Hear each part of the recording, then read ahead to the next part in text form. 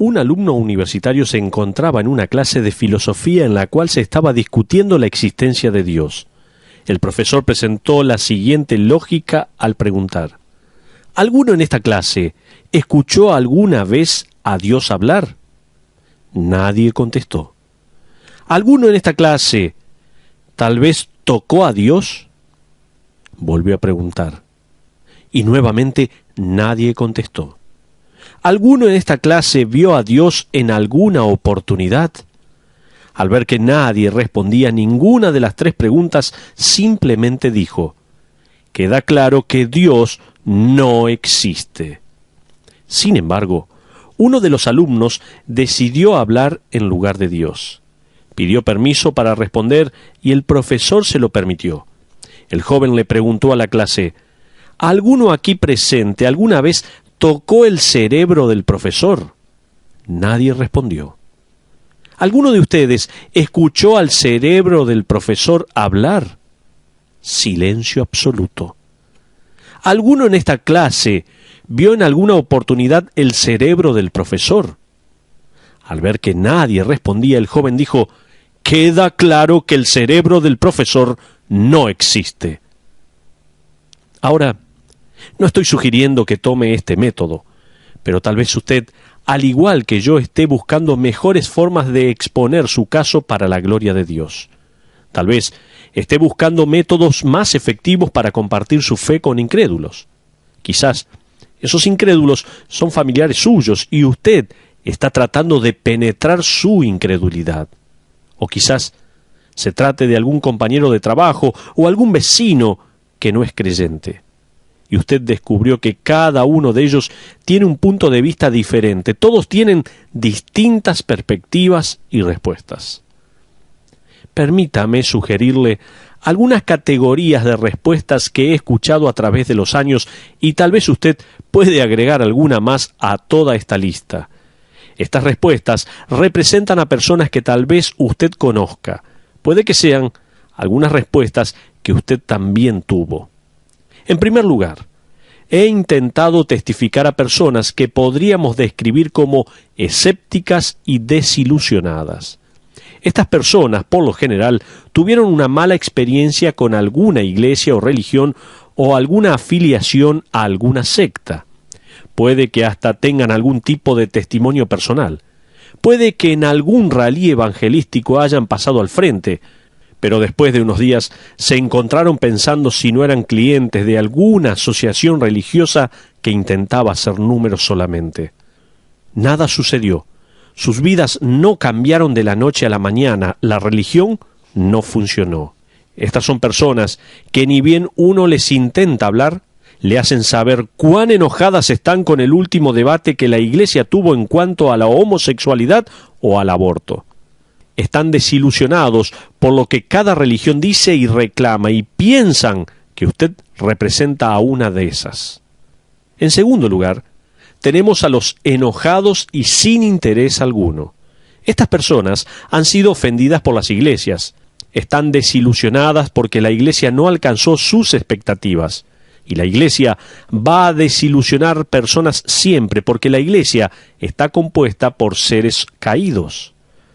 Estos son los que hablan de los hipócritas que llenan las iglesias y dicen que la iglesia solo se interesa en el dinero. Estos ven a los creyentes como personas que se creen justas y que son dogmáticas. Ellos sienten que están mejor sin ninguna iglesia que les diga que son pecadores y que necesitan de un Salvador que los rescate del fuego eterno. Francamente, ellos no quieren escuchar eso. En tercer lugar, el tercer grupo de personas lo vamos a catalogar como apáticos y despreocupados. Francamente, no están muy seguros acerca de esta religión invadiéndolos por más de 2 horas por día. Ellos han trazado la línea con la Navidad y las Pascuas. No van a mostrar interés más allá de esto. Se quedan perplejos con el hecho de que uno se toma la Biblia en serio o a Dios en serio. Como Bill Gates, que en una entrevista dijo que tomarse un día de la semana para adorar a Dios no es una manera eficiente de utilizar la semana. Cuarto lugar. En cuarto lugar tenemos a los que están confundidos e inciertos. Estos Son los vagabundos espirituales metidos en demasiadas cosas buenas. Ellos dicen creer en Dios y la Biblia, pero cuando más uno indaga, más descubre que su Dios es un Dios diferente y su Biblia es la versión sagrada de la humanidad. En una de las entrevistas de una importante aerolínea, leí un artículo hace poco que hablaba de los destinos más populares a los cuales los peregrinos espirituales viajaban para recibir alguna conexión con lo espiritual. Fue trágico leer que millones de personas viajan a estos lugares cada año.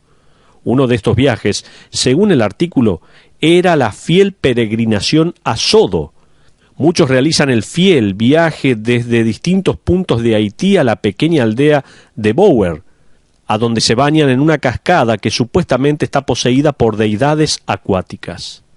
Guadalupe es otro lugar donde miles de personas viajan cada año para ver a la imagen de la Virgen María, milagrosamente estampada en la ropa de un peregrino indígena cuando ella lo visitó en 1531.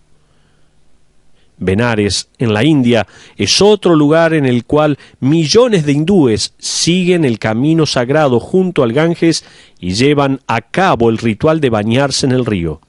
Estos hindúes creen que, si sus cenizas luego de la cremación del cuerpo son esparcidas en este río sagrado, sus almas irán instantáneamente al paraíso. Estas personas están confundidas y no tienen certeza alguna. Con todas las religiones y denominaciones que hay en la actualidad, la voz de uno puede ser una confusión más. Una quinta categoría.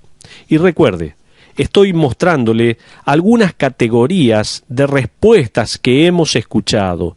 Por ejemplo, hay personas que son escépticas y desilusionadas, hay otros que están enojados y sin interés, otros apáticos y despreocupados, otros confundidos e inciertos. En quinto lugar, la quinta categoría sería la de gente que se resiste y no cede. Si bien su testimonio tiene sentido para ellos, por alguna razón que uno no sabe, no quieren ser cristianos. Luego tenemos a los intelectuales y orgullosos. Sexto y último grupo. Algunos de ellos creen que el cristianismo está bien, si es que uno necesita ese bastón. En otras palabras, si lo hace sentir mejor, entonces hágalo, pero yo no lo necesito. Puedo encargarme de mi vida. Estos individuos, la mayoría de las veces, quieren discutir que todas las religiones están en lo cierto y que si uno fuera un poco más inteligente, se daría cuenta que la Biblia da lugar a otros sistemas religiosos. Hace unos meses estaba en un vuelo que iba desde Nueva Delhi a Hyderabad. Uno de los hermanos de la congregación estaba en el asiento que da al pasillo y entre medio nuestro estaba un hombre canadiense. El otro hermano oraba. Yo hablaba y el canadiense discutía. Este hombre, que había viajado al templo del Lotus, discutió conmigo y razonó que cada versículo que yo le citaba acerca de Cristo, en realidad no decía eso de Cristo. En realidad, Él no resucitó de los muertos. En realidad, no vino como el Mesías. En realidad, Él no dijo que nadie podía llegar al Padre excepto por medio de Él. La Biblia no promete juicio a aquellos que quiten o agreguen algo a su revelación. Esto es lo que Él decía. De hecho, Él me quería convencer de que el cristianismo era más abierto a otras creencias de lo que yo le decía. Lo que yo debería hacer, según Él, era comprender que la Biblia no decía realmente esas cosas y no tenía que tomármelo tan a pecho. Después de como una hora de conversar con este hombre, pude ver que él tenía un periódico en la solapa de su asiento que había estado leyendo, y uno de los titulares decía: «Mujer fallece en accidente automovilístico». Yo saqué ese periódico de la solapa del asiento, se lo puse en la mano y le dije: «Léame ese titular». Él leyó: «Mujer fallece en accidente automovilístico». Luego le dije: «¿No le parece increíble? Esa mujer se fracturó una pierna jugando al tenis». Su pierna comenzó a rebotar. El hombre sonrió porque se dio cuenta lo que le estaba diciendo. Esas palabras no podían significar ninguna otra cosa. La mujer murió en el accidente. No podía significar que se rompió un hueso de la pierna, o que tuvo una operación, o que se compró un nuevo auto. La conversación concluyó ahí. Él no se quedó muy contento y yo me quedé bastante frustrado de no poder encontrar una fisura en su armadura intelectual. Si bien sé que Dios es soberano en la salvación de las personas, como mensajero me sentí tan preocupado como para hacer la diferencia. Quizás usted se sintió así en algún momento, como si necesitara algo ilustrativo o astuto para llegar al corazón de alguien. Usted intentó todo lo que sabía cómo hacer al lidiar con ese familiar enojado y con poco interés, con ese cónyuge indiferente, ese vecino decepcionado, ese compañero de trabajo que experimentó con todo excepto con la verdad. Bueno, si usted pudiera poner a todas estas personas en una audiencia, tendría la audiencia de Hechos capítulo 21. Permítame dirigir su atención a este capítulo de Hechos en el cual vemos a Pablo presentando su argumento y defensa por la causa de Cristo. Vamos a hacer un repaso. Antes de comenzar con nuestro estudio de las palabras de Pablo registradas por Lucas, vamos a hacer un repaso con los sucesos que llevaron a que la turba golpeara a Pablo en el templo. En el capítulo 21, la multitud acusó a Pablo de haber profanado el templo al llevar a un gentil a su interior. Eso no era verdad, pero todo el mundo lo creyó y comenzaron una manifestación. Pablo también fue acusado de mandar a la gente a que abandonaran a Moisés, lo cual era otra acusación falsa. Mientras la multitud golpeaba a Pablo, los soldados romanos intervinieron para rescatarlo. Uno debe tener en mente que los soldados romanos tenían su cuartel en la fortaleza Antonia, que estaba junto a un precipicio frente al templo. Los soldados romanos vieron cuando comenzó el tumulto y tenían la responsabilidad de poner el orden. Entonces, tal como lo vemos en el versículo 32 del capítulo 21, los soldados se dirigieron rápidamente al templo y esposaron a Pablo. Vamos a ver el testimonio tripartito de Pablo. Ahora, no sabemos por qué los soldados romanos encadenaron a Pablo, sino hasta que llegamos al versículo 37. Continuemos entonces nuestro estudio a partir del versículo 37, donde dice la Biblia así: Cuando comenzaron a meter a Pablo en la fortaleza, dijo al tribuno: ¿Se me permite decir algo? Y él dijo: ¿Sabes griego? ¿No eres tú aquel egipcio que levantó una sedición antes de estos días y sacó al desierto los 4,000 sicarios? Hasta ahí la porción de la Biblia. Esa es la razón por la cual Pablo estaba encadenado. Los judíos pensaban que él era un hereje y los romanos pensaron que era uno de los fugitivos más buscados, un terrorista egipcio que tenía una gran banda de asesinos. Flavio Josefo, el famoso historiador judío del siglo I, nos cuenta acerca de un falso profeta egipcio que junto a sus hombres se habían levantado contra Jerusalén. Él les prometió que, bajo su mando, Jerusalén sería derrotada y ellos conquistarían al ejército romano. Así que él atacó, pero Jerusalén resistió y luego Félix envió a sus soldados romanos contra ellos, los cuales mataron a cientos de estos asesinos, pero no lograron capturar a su líder, el egipcio. La palabra asesino viene del latín sica, que significa daga. Estos hombres se solían meter en el mercado, donde había mucha gente, con una daga escondida en la vestimenta. Luego, al tener una oportunidad, apuñalaban a su víctima y desaparecían en el gentío. Ellos mataban a judíos que colaboraban con romanos y a los romanos mismos. Este tribuno romano pensó que había capturado a este egipcio hasta que Pablo habló en griego, revelando que no era el egipcio que ellos pensaban, sino que, como leemos en los versículos 39 y 40, dice así: Entonces dijo Pablo: Yo de cierto soy hombre judío de Tarso, ciudadano de una ciudad no insignificante de Cilicia, pero te ruego que me permitas hablar al pueblo. Y cuando él se lo permitió, Pablo, estando en pie en las gradas, hizo señal con la mano al pueblo, y hecho gran silencio, habló en lengua hebrea. Hagamos un alto aquí. ¿Qué está haciendo Pablo? ¿Está probando que no es un bruto? ¿Está probando que puede hablar más de un idioma? No. Pablo, al comenzar con su testimonio, va a lograr varias cosas, las cuales nos dan un muy buen ejemplo al testificar a personas que están enojadas, confundidas, algunos que están buscando y otros que se muestran indiferentes. Todas las categorías que acabamos de ver.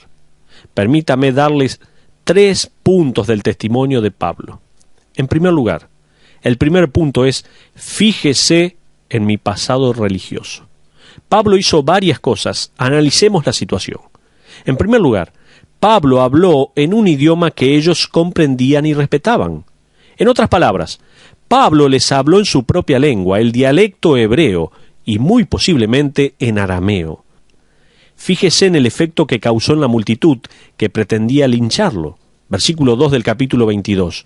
Y al oír que les hablaba en lengua hebrea, guardaron más silencio. Otra cosa que hizo, la segunda cosa que Pablo hizo, fue desarmar el enojo de ellos al demostrarles respeto. Regrese al 1 del capítulo 22. Las primeras palabras que este apóstol golpeado pronuncia ante la multitud son: varones, hermanos y padres. Hermanos y padres.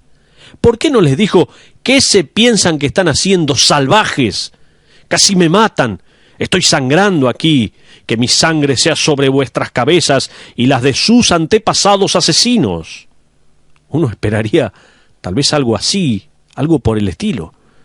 Pero Pablo está poniendo en práctica lo que nos dice el Proverbio, capítulo 15, versículo 1. La blanda respuesta quita la ira. En ese instante la multitud hace silencio y Pablo continúa. De hecho, él nos da el tercer principio para aplicar al hablarle a otros de Jesús. Pablo reconoce que el Evangelio solo puede ofrecerse y no forzarse. Este es el tercer punto. Fíjese en el versículo 1 del capítulo 22 nuevamente. Varones, hermanos y padres, oíd ahora mi defensa ante vosotros. Esa palabra traducida como defensa proviene de la palabra griega apología.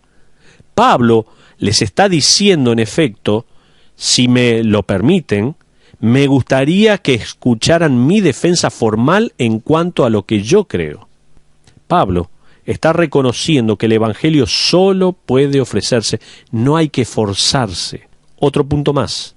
Pablo ignoró la acusación de ellos y se enfocó en el problema.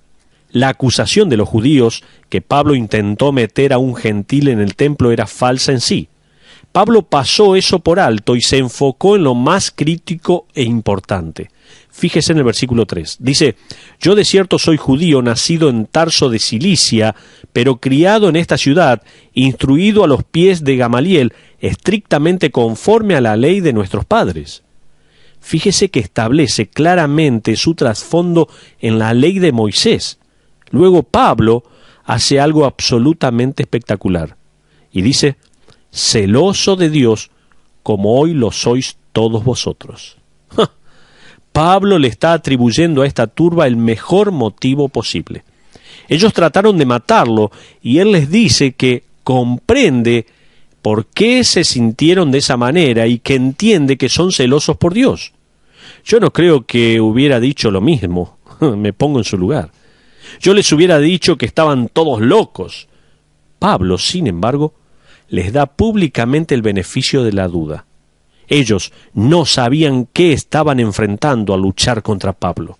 Amigos, Pablo hizo lo mismo que el Señor Jesucristo hizo en la cruz al decir, tal como leemos en Lucas 23, versículo 24, Padre, perdónalos porque no saben lo que hacen.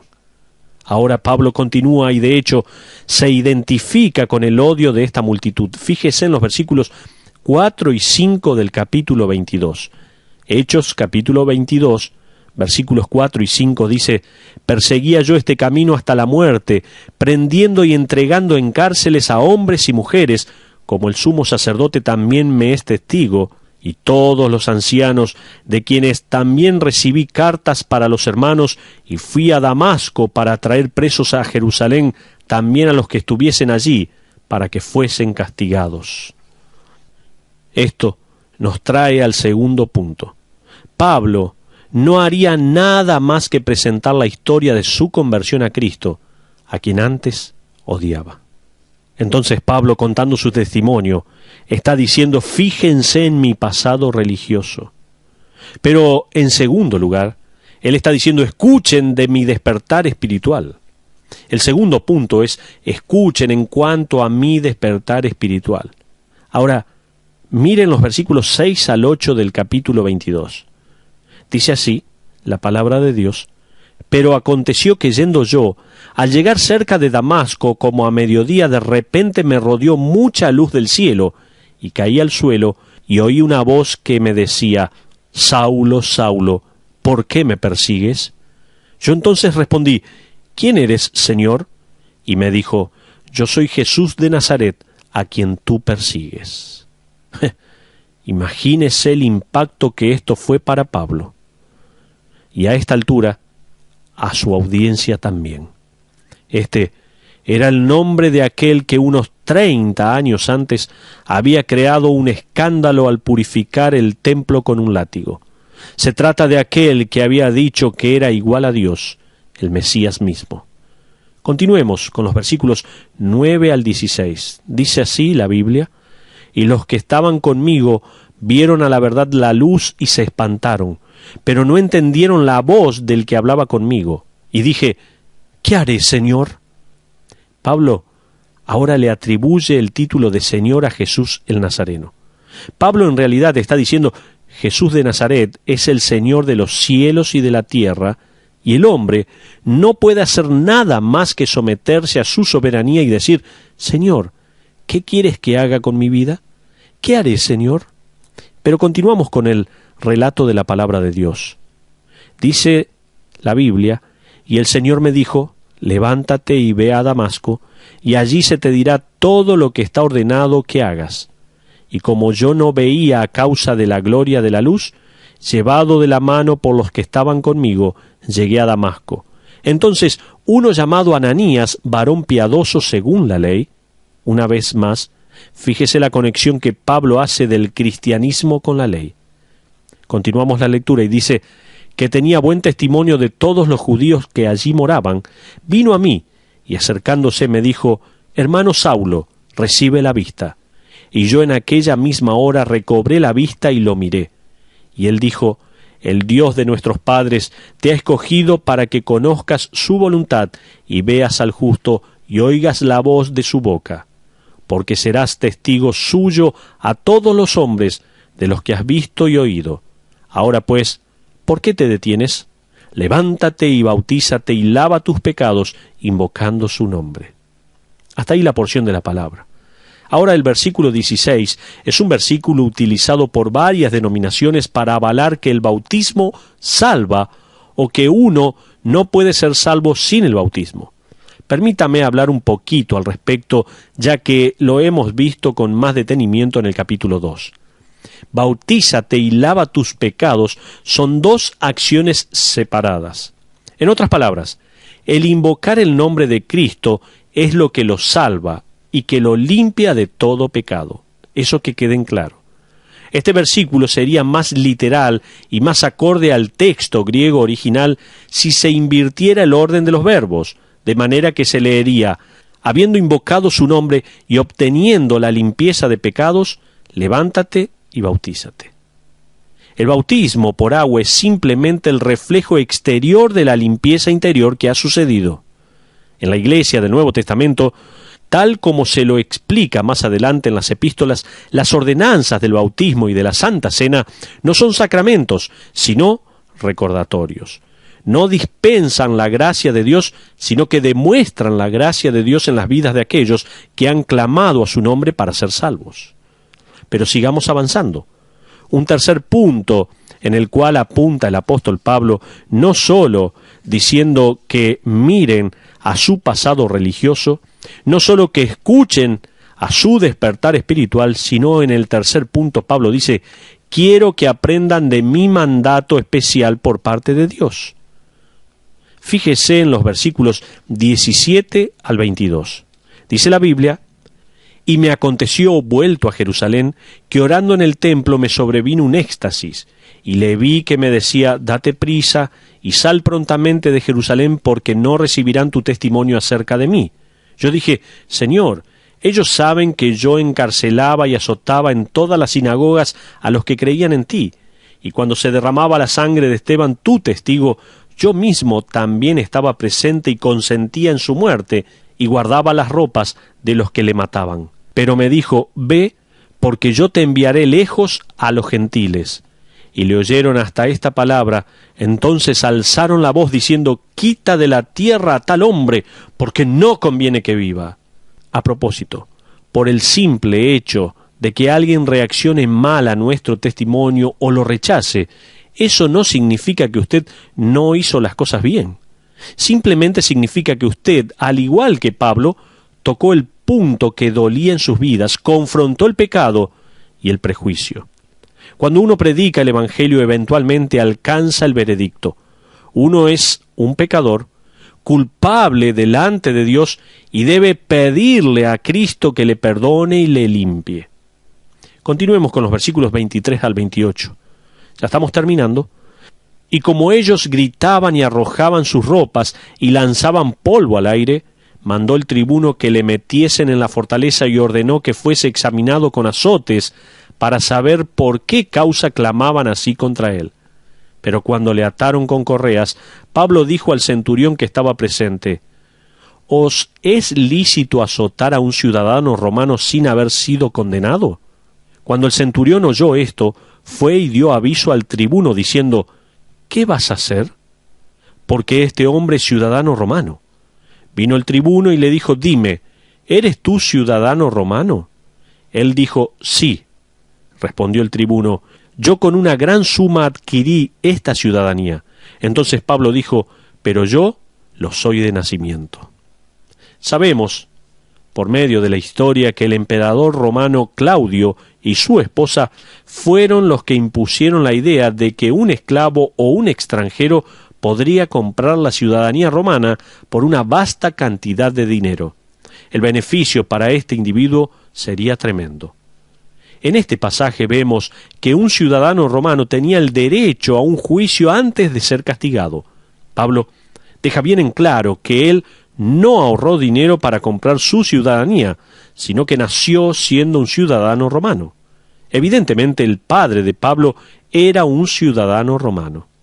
Luego en el versículo 29 leemos, así que luego se apartaron de él los que le iban a dar tormento, y aun el tribuno, al saber que era ciudadano romano, también tuvo temor por haberle atado.